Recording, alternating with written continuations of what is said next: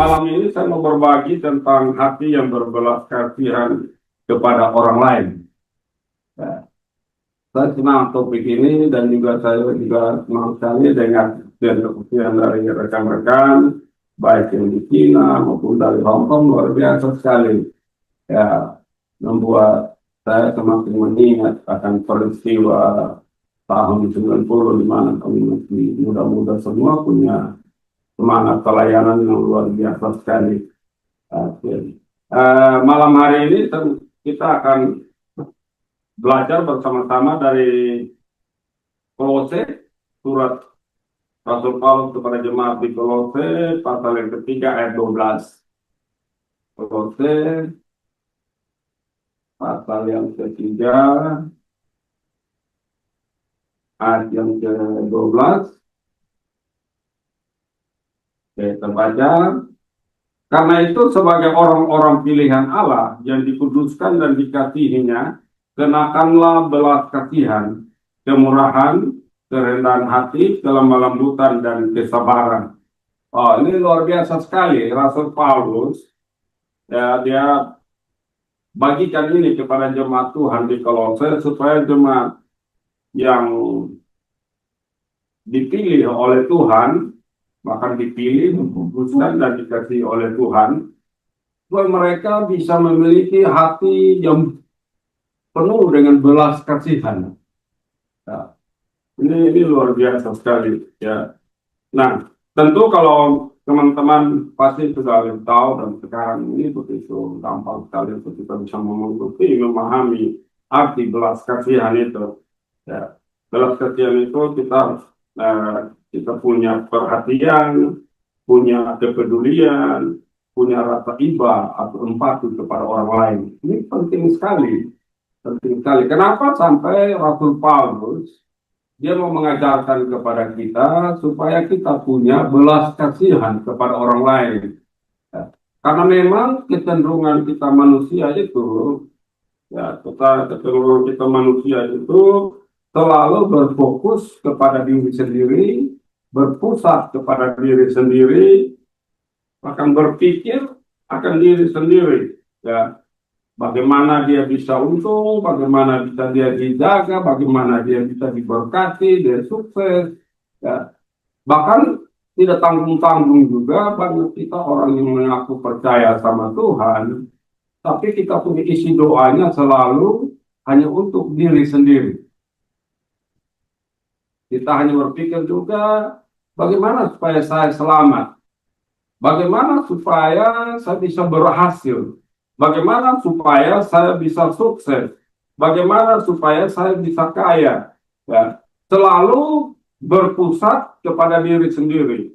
Ya. Bahkan banyak juga orang Kristen, ya, mereka selalu menggunakan nama Tuhan, ya, selalu menggunakan kuasa Tuhan hanya untuk diri mereka sendiri. Ya. Mereka hanya lakukan itu untuk diri mereka sendiri. Mereka pakai nama Tuhan, pakai kuasa Tuhan, tetapi untuk mencari keuntungan, mencari kesenangan diri sendiri. Contoh, waktu mereka berdoa, ya, selalu mereka yang berdoa, Tuhan jaga saya, lindungi saya, bahkan Tuhan, saya akan mau pergi ke suatu tempat, Tuhan engkau mendahului saya, kalau di sana ada bahaya, ya, dan macam-macam, Tuhan engkau singkirkan, engkau jauhkan, supaya ketika hambamu sampai, ketika saya tiba, ketika saya berada di tempat itu, saya berada dalam keadaan sehat, bahkan mereka akan bilang begini, biarlah Tuhan engkau jaga saya, sebagaimana saya datang, saya akan kembali pun seperti yang saya datang, kira gitu. Nah, itu orang yang selalu memikirkan diri sendiri, selalu berpusat atau berfokus kepada diri sendiri. Tetapi malam hari ini mari kita belajar bersama-sama seperti yang Rasul Paulus, ya, dia bilang bahwa orang-orang pilihan Tuhan, orang-orang yang dikuduskan dan dikasihi Tuhan harus memiliki belas kasihan, ya, harus memiliki belas kasihan. Nah, itu dari Rasul Paulus. Sekarang saya mau coba bawa kita lagi belajar. Ada seorang pribadi yang luar biasa yang punya belas kasihan yang begitu luar biasa sekali. Nah, kalau kita mau sungguh-sungguh menjadi orang Kristen atau anak Tuhan, orang yang percaya kepada Tuhan, harus memiliki ini. Dan saya lihat tadi dari beberapa, saya dengar kesaksian dari beberapa teman ini luar biasa sekali. Masih bisa punya perhatian kepada orang lain. Tidak hanya memikirkan diri sendiri, tidak hanya berfokus kepada diri sendiri, tapi mereka juga mau memperhatikan, mau menolong orang lain. Ya, ini luar biasa sekali. Ini sangat bagus sekali dan ini yang Tuhan sangat senang. Nah, kita mau belajar dari bagaimana Tuhan ketika dia ada di bumi, dia punya belas kasihan yang begitu luar biasa sekali. Coba kita lihat di dalam Matius pasal 9, Matius pasal 9 ayat 35 sampai 38. Ya. Matius pasal yang ke-9. Ini luar biasa sekali. Saya senang sekali dengan keteladanan Yesus waktu dia ada di muka bumi. Ini luar biasa sekali. Ya. Dikatakan Matius 9 ayat 35 mulai dia bilang begini. Demikianlah Yesus berkeliling ke semua kota dan desa. Ia mengajar dalam rumah-rumah ibadat dan memberitakan Injil kerajaan surga serta melenyapkan segala penyakit dan kelemahan. Ya. Ayat 36 dia bilang begini. Melihat orang banyak itu, tergeraklah hati Yesus oleh belas kasihan kepada mereka, karena mereka lelah dan terlantar seperti domba yang tidak bergembala. Ayat 37, maka katanya kepada murid-muridnya, tuai yang memang banyak, tetapi pekerja sedikit.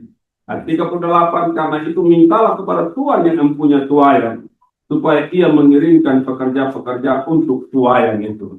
Wow, luar biasa sekali. Tuhan Yesus, waktu dia ada di bumi, dikatakan tadi bahwa dia berjalan keliling. Kalau kita sekarang mungkin sudah jarang berjalan, kita lebih banyak menggunakan kendaraan. Sekarang semua ya fasilitas transportasi sangat memanjakan kita. Tapi kita belajar contoh yang bagus sekali dari Tuhan Yesus. Ketika dia ada di bumi, dia berjalan keliling.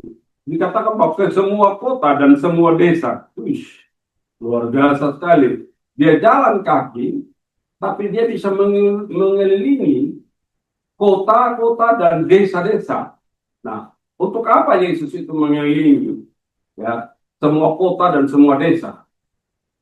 Ada 3 hal yang kita bisa temukan dari bacaan itu tadi, bahwa Yesus dia berjalan keliling untuk mengajar, untuk memberitakan Injil kerajaan surga, dan yang ketiga adalah untuk melakukan mukjizat atau apa dikatakan di situ tadi, untuk melenyapkan segala penyakit dan kelemahan. Wow. Ini 3 hal yang Yesus lakukan. Dan tadi juga saya dengar ada teman-teman selain ada ada kesempatan untuk bisa melakukan sesuatu kepada orang lain, entah itu teman atau sahabat, ya, bahkan juga selalu masih sempat bertanya kira-kira Tuhan atau Roh Kudus maunya seperti apa. Itu sangat bagus sekali, ya. Nah, itu yang kita harus terus tingkatkan, kita harus terus bangun, ya, yang kalau orang yang punya keintiman dengan Tuhan itu sangat bagus sekali.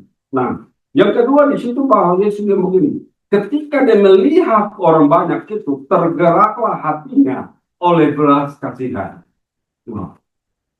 Nah, karena bahwa kita harus lebih dalam lagi, ya, lebih dalam lagi supaya kita bisa mampu untuk melihat, untuk merasakan seperti yang Yesus lihat, seperti yang Yesus rasakan, dan seperti yang Yesus kerjakan.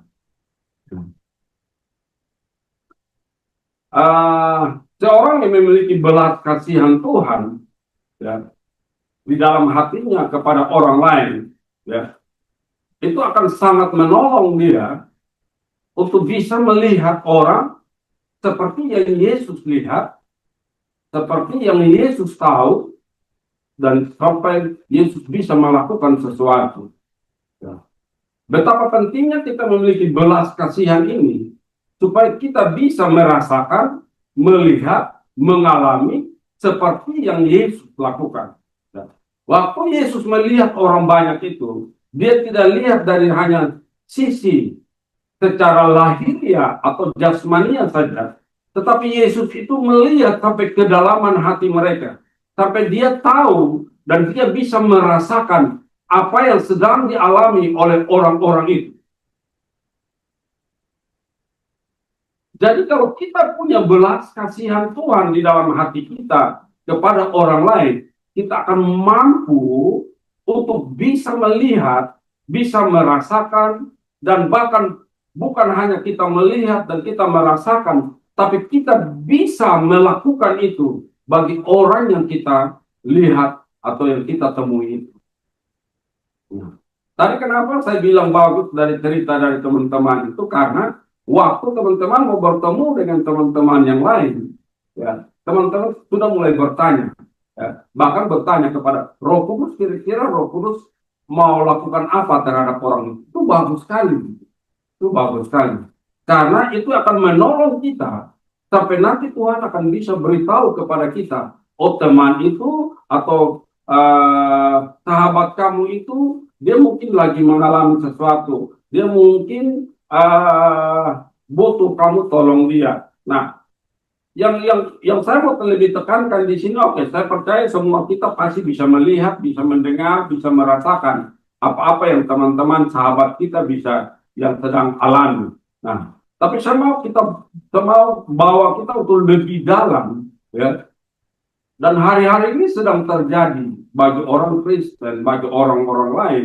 Sebenarnya mereka bukan hanya mau diperhatikan secara lahiriah saja, tetapi mereka juga mau butuh untuk diperhatikan sampai kebutuhan rohani mereka. Nah, ini penting sekali, penting sekali. Ya. Untuk kita bisa mengalami, merasakan, melihat orang-orang yang punya kondisi rohani yang butuh ditolong. Makanya Yesus ketika dia melihat orang banyak itu, tergeraklah hati Yesus oleh belas kasihan. Kenapa? Karena dia melihat orang-orang itu, ya, bukan hanya secara luar atau lahiriah saja, tapi dia melihat sampai kedalaman mereka, bahwa orang-orang itu sudah sampai mengalami kelelahan, dan bahkan mereka itu digambarkan seperti domba yang tidak bergembala. Beberapa hari ini, bahkan tadi pagi saya masih bertemu dengan orang-orang, ketemu dengan dua orang yang mereka orang yang bekerja sebagai pengacara atau ya, mereka bergerak di bidang hukum. Nah, saya tidak sangka-sangka mereka ini saya tidak pernah ketemu dan tidak pernah kenal. Tapi saya boleh diizinkan Tuhan untuk bisa bertemu sama mereka. Dan luar biasa, setelah kita bertemu terus mereka datang dengan keperluan dari sisi hukum, urusan masalah hukum sesuatu. Tetapi setelah selesai itu, saya tidak lepas mereka pergi tanpa mereka harus dengar Injil.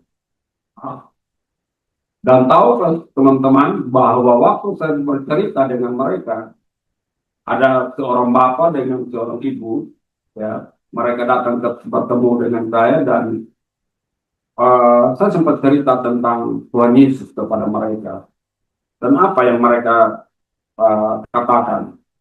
Bapak itu bilang bahwa dia sudah lama tidak masuk untuk ya bergereja atau ikut ibadah. Sudah lama sekali dia tidak pernah ikut lagi ibadah. Ibu itu masih ikut, tapi ibu itu punya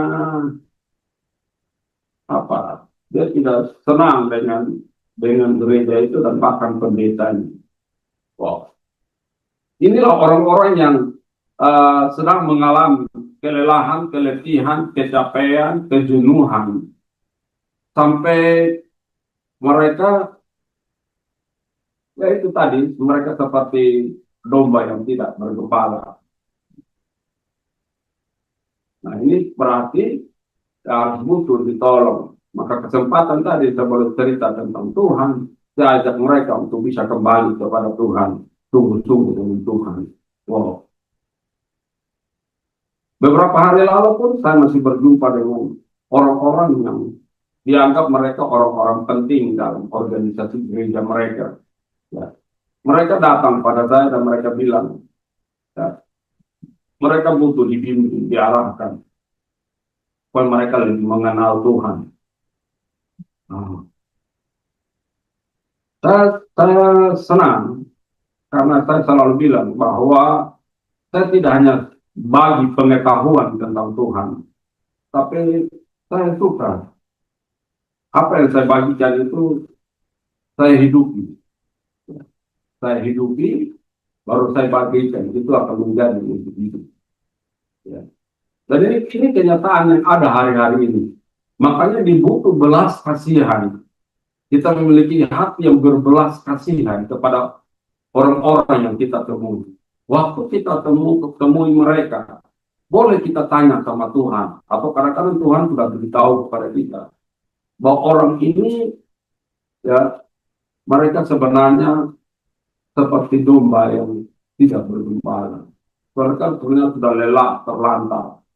Nah, maka kalau kita punya belas kasihan, kita punya hati yang penuh dengan belas kasihan,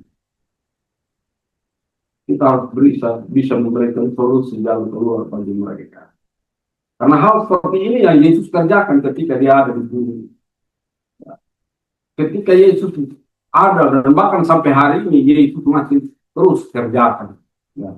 Makanya saya cukup senang dengan ayat di dalam Yohanes, ya, di Injil Yohanes pasal 5 itu Yesus bilang, Bapakku masih bekerja dan aku pun mau bekerja. Allah Bapa, Allah Anak, ya, ditambah lagi dengan Roh Kudus yang masih bekerja sampai hari ini. Pertanyaannya, bagaimana dengan kita orang percaya? Apakah kita juga mau bekerja, memiliki belas kasihan Yesus di dalam hati kita, untuk kita mau memperhatikan orang lain? Ya. Ada pujian atau nyanyian yang bilang begini, berikanku hati seperti hatimu, berikanku mata seperti matamu, berikanku tangan, berikanku kaki, ya, seperti Yesus. Nah, kalau kita menyanyi atau kita nyanyikan pujian itu, nah, berarti kita harus kerjakan. Kalau kita mau seperti Yesus, kita memiliki hati Yesus, maka yang Yesus biasa kerjakan adalah dia mengelilingi semua desa dan kota. Untuk apa? Dia mengajak orang, ya. Dia apalagi? Dia menginjili orang, ya. Terus dia melenyapkan segala penyakit. Atau saya sempat dengar ada beberapa teman di mana di Hong Kong atau di mana mereka lakukan pemuritan, dan dari yang ditampilkan tadi itu luar biasa. Ya. Orang-orang yang kita jangkau, kita muridkan mereka. Setelah muridkan mereka, kita utus lagi mereka. Ya. Hari ini sebenarnya, ya, sebenarnya kita punya tugas. Ya. Kita punya tugas adalah bagaimana menangkan jiwa. Nah, kita jangkau jiwa, terus kita muridkan mereka. Setelah itu mereka diutus lagi. Diutus untuk buat apa? Mereka diutus lagi untuk pergi. Ya. Tadi saya lihat juga ada, ya, kita senang itu kata amanat agung Tuhan Yesus. Ya. Nah, itu luar biasa sekali. Orang-orang yang punya belas kasihan, ya, mereka pasti mau mengerjakan itu. Atau orang-orang yang punya keintiman dengan Tuhan, orang-orang yang punya hubungan dengan Tuhan, pasti mereka akan mau melakukan amanat agung. Sebaliknya, ada orang bilang bahwa dia punya hubungan intim dengan Tuhan, dia punya kedekatan dengan Tuhan, dia memiliki belas kasihan Tuhan. Tapi kalau dia tidak mau pergi, itu merupakan sebuah kebohongan bagi orang yang percaya. Katanya dia percaya kepada Tuhan, katanya dia intim dengan Tuhan, ya, katanya dia punya belas kasihan, ya, tetapi dia tidak mau pergi, itu sama dengan dia sementara bohong.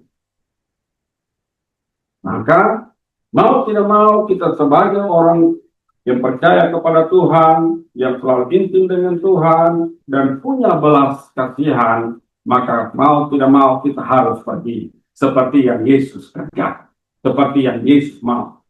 Dan yang berikut, bahwa orang yang memiliki belas kasihan Tuhan, di dalam hatinya dia akan melakukan pekerjaan Bapa.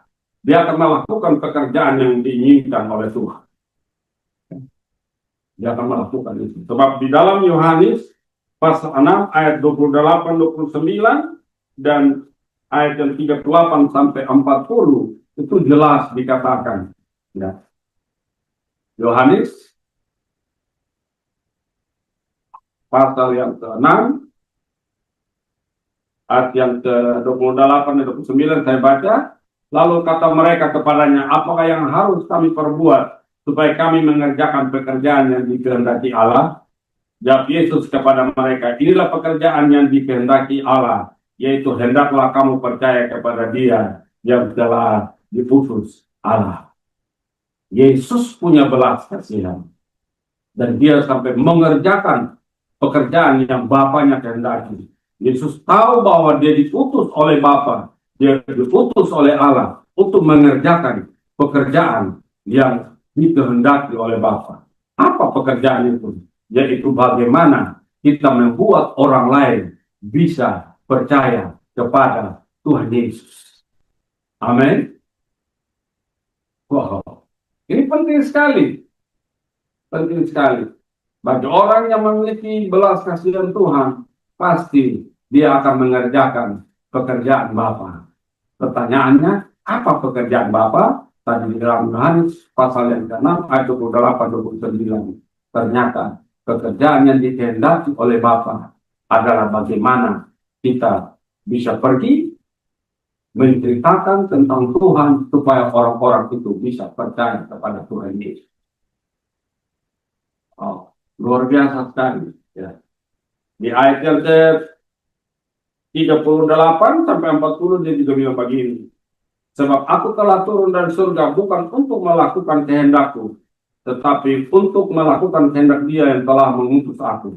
Dan inilah kehendak Dia yang telah mengutus aku, yaitu supaya dari semua yang telah diberikannya kepadaku, jangan ada yang hilang, tetapi supaya kubangkitkan pada akhir zaman. Sebab inilah kehendak Bapakku, yaitu supaya setiap orang yang melihat anak dan percaya kepadanya beroleh hidup yang kekal, dan supaya aku membangkitkannya pada akhir zaman. Wow. Ini luar biasa, saudara. Ya. Maka jangan pernah kita jenuh, jangan pernah kita bosan. Ya. Ketika kita intim dengan Tuhan, kita bangun hubungan dengan Tuhan, melalui doa, pujian, penyembahan, membaca, merenungkan firman setiap hari, maka sebagai dampak akibatnya kita memiliki belas kasihan Tuhan untuk mau pergi menceritakan atau kita mau mengerjakan pekerjaan yang dikehendaki oleh Bapa, yaitu bagaimana orang-orang bisa percaya kepada Tuhan dan mereka memiliki hidup yang kekal. Wow, ini luar biasa sekali. Ya. Ini harus menjadi motivasi bagi kita untuk kita berada dimanapun kita bisa memberitakan Injil. Saya senang sekali melihat teman-teman dari berbagai daerah dan berbagai negara, ya, teman-teman ini punya teman-teman, sahabat-sahabat yang banyak. Nah, ini kesempatan untuk kita bisa menceritakan nama Tuhan kepada mereka. Nah, walaupun kita sementara bekerja, atau kita sementara kuliah, atau kita sedang berada di negeri yang lain, ya, tetapi sebenarnya kita diberi kesempatan oleh Tuhan untuk bisa mempraktekkan belas kasihan Tuhan kepada orang-orang atau sahabat-sahabat kita dimanapun kita berada hari ini, supaya orang-orang itu bisa percaya kepada Tuhan Yesus dan mereka memiliki hidup yang kekal. Ya. Ini yang harus menjadi suatu kebanggaan. Ya. Sampai terakhir sekali saya mau kita baca di dalam Pertama Tesalonika. Pertama Tesalonika pasal yang kedua, ya. Saya senang sekali ayat ini juga, ya. Apa yang dibilang oleh Rasul Paulus. Pertama Tesalonika 2 ayat 19 dan 20.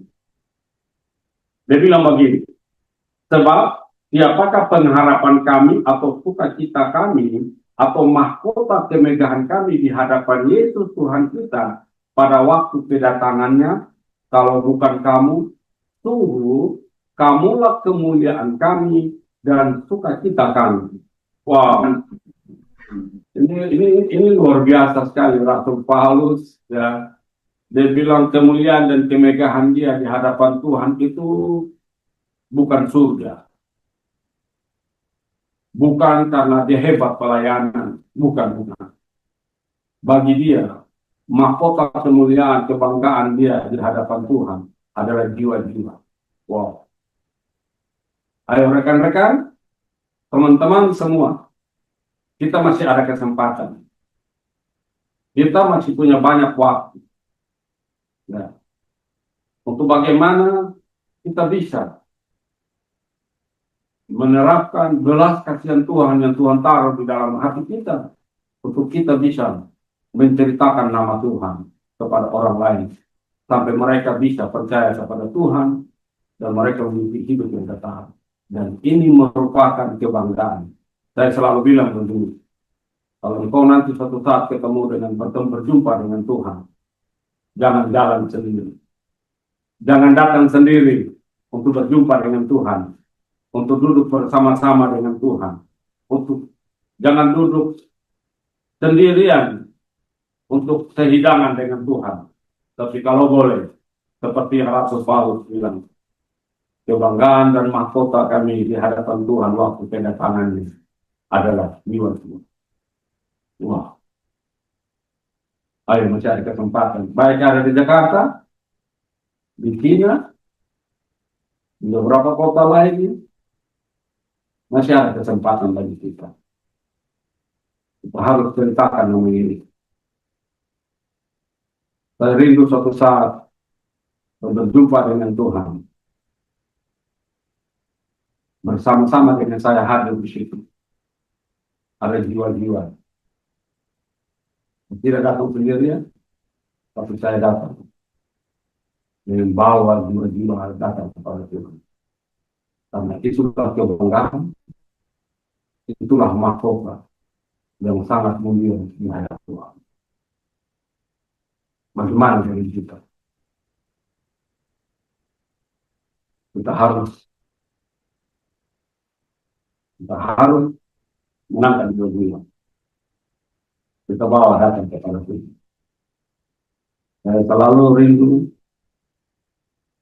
ya, seperti di dalam Injil Yohanes pasal yang Injil Lukas pasal yang ke-15 ayat 7 dia bilang, ketika kalau satu orang bertobat, surga itu bersukacita. Wow, bukan saya paling senang bikin surga terus bersukacita dengan membawa orang-orang datang kepada Tuhan.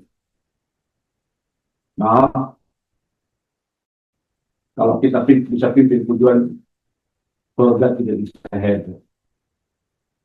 Ketika kita khotbah, surga tidak hadir. Ketika kita dapat gelar yang banyak, surga juga tidak hadir. Tapi yang bisa bikin heboh, bisa bikin meriah di surga adalah ketika kita bawa satu jiwa kepada Tuhan. Karena semua punya kesempatan yang luar biasa, punya semangat, punya kekuatan yang luar biasa. Mari kita bekerja bersama-sama dengan Allah Bapa, Allah Anak, dan Allah Roh Kudus. Dan tiga pribadi ini masih bekerja sampai hari ini. Bagaimana dengan kita gereja Tuhan? Apakah kita hanya sibuk membuat perayaan-perayaan? Kita sibuk dengan merayakan berbagai acara-acara yang berbau rohani.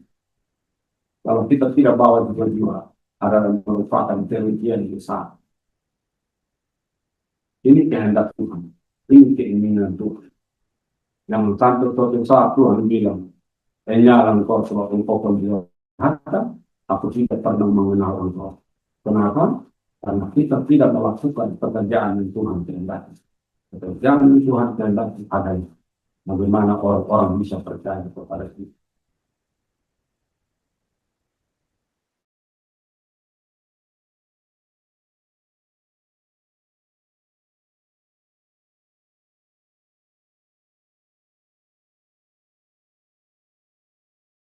Terima kasih buat kesempatan malam hari ini. mereka rindu lagi untuk mau lebih lagi. Beberapa kebenaran firman Tuhan kami mulai belajar hari ini. Hamba punya keterbatasan untuk menyampaikan. Tapi Tuhan kami berdoa hikmat dan kewahyuan untuk curahan bagi mereka. Untuk mereka bisa mengerti ini dan mereka memiliki roh yang menyala-nyala. Untuk mereka juga memiliki belas kasihan daripada Tuhan. Untuk memperhatikan orang-orang lain. Sahabat-sahabat mereka, rekan-rekan mereka. Bahkan mungkin orang tua mereka yang belum bertobat, yang belum memiliki hidup yang kekal. Tuhan kami berdoa, biarlah melalui komunitas di sisi ini, anak-anak ini boleh punya spirit, punya semangat yang luar biasa, yang menyala-nyala untuk mereka mau mengerjakan pekerjaan yang Bapa, Anak, dan Roh Kudus sementara kerjakan hari ini, di mana orang-orang harus bisa percaya kepada Tuhan. Terima kasih Bapak, terima kasih biarlah Roh Kudus meteraikan kebenaran ini, memberikan kami pemahaman yang lebih lagi, membuat kami semakin bergairah untuk mengasihi Tuhan, untuk mencintai Tuhan, dan bahkan kami mengasihi orang-orang lain. Kami peduli kepada mereka untuk bawa mereka datang kepada Tuhan. Kami tidak mau teman-teman, sahabat-sahabat kami atau orang lain mereka lelah dan terlantar seperti domba yang tidak bergembala. Terima kasih buat teman-teman yang ada di sini. Biarlah Tuhan kami punya pemahaman, kami punya semangat yang sama untuk mau menjangkau, untuk mau memberikan lagi banyak orang untuk bisa datang kepada Tuhan. Terpujilah namamu, di dalam nama Yesus kami berdoa. Amin. Hi BCC family, hope you are blessed with today's sermon. But when the Bible said, berbahagialah orang yang mendengarkan firman Allah dan menaatinya. Jadi yuk aplikasikan firman Tuhan hari ini. I also encourage untuk teman-teman you follow our Instagram BCC Fams and subscribe to our YouTube channel supaya kita bisa sama-sama diperlengkapi dan bertumbuh bersama untuk serupa dengan Kristus. Dan bagi teman-teman yang butuh dukungan doa, konseling, dan mencari komunitas, boleh kontak melalui Natasha 0812 345 06768. Because you are loved, you are welcome. Let's grow together. See you soon, BCC family.